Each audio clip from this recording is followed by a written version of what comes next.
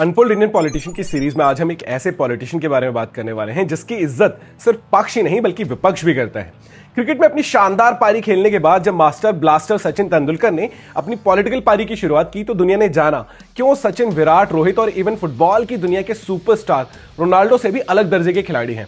बताता हूं कैसे। देखो, साल 2012 में कांग्रेस ने सिफारिश की कि सचिन तेंदुलकर का नाम राज्यसभा के लिए भेजा जाना चाहिए।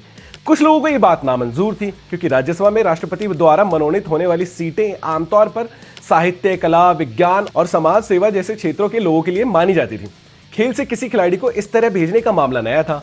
मामला हाईकोर्ट पहुंचा, लेकिन कोर्ट ने साफ कहा कि किस क्षेत्र के लोगों को राज्यसभा भेजना है, यह फैसला संसद और राष्ट्रपति के अधिकार क्षेत्र का विषय है। आखिरकार राष्ट्रपति प्रतिभा पाटिल ने सचिन के नाम पर मुहर लगा दी और सचिन पाजी राज्यसभा के एमपी बन गए। लेकिन जरूरी नहीं कि जो क्रिकेट अच्छा खेलता हो वो एमपी भी अच्छा हो, क्योंकि अगर किसी सांसद को उसके अटेंडेंस, बहस, सवालों से जज किया जाना चाहिए तो सचिन का रिपोर्ट कार्ड बहुत खराब था। 6 साल की टेन्योर में राज्यसभा में करीब 348 दिन चली, लेकिन सचिन सर सिर्फ 23 दिन ही सदन में पहुंचे। सांसद बनने के लगभग 3 साल बाद उन्होंने पहली बार सदन में अपनी बात रखी। बहुत कम सवाल पूछे, बहुत कम बहसों में हिस्सा लिया। यानी अगर कोई कहे कि बतौर पार्लियामेंट्रियन उनका प्रदर्शन शानदार था तो शायद वो बात पूरी तरीके से सही नहीं होगी।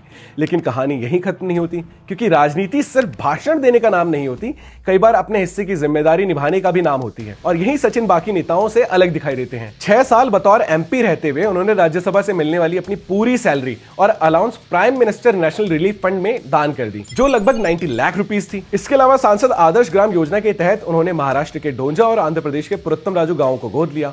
वहां सड़कें बनी, शौचालय बने, स्कूल और सामुदायिक सुविधाओं पर काम हुआ। हाँ, ये भी सच है कि उन्हें एमपी लैड्स के तहत लगभग 30 करोड़ रुपए मिले, जिनमें से 7 करोड़ 40 लाख रुपए ही खर्च हो पाए। अब इस बात पर उनकी आलोचना भी हुई और होनी भी चाहिए। खैर, अगर कोई मुझसे पूछे कि सचिन अच्छे सांसद थे या नहीं, तो मेरा जवाब थोड़ा अलग होगा। हो सकता है अटेंडेंस के हिसाब से आदर्श ना रहे हो सकता है उन्होंने संसद में बहुत कम बोला हो, लेकिन उन्होंने राजनीति को कभी अपनी कमाई का जरिया नहीं बनाया। और आज के दौर में जहां नेता बोलते बहुत ज्यादा हैं और करते बहुत कम, वहां सचिन पाजी उन लोगों में नजर आते हैं जिन्होंने कम बोला लेकिन जितना बोला अपने लिए नहीं रखा।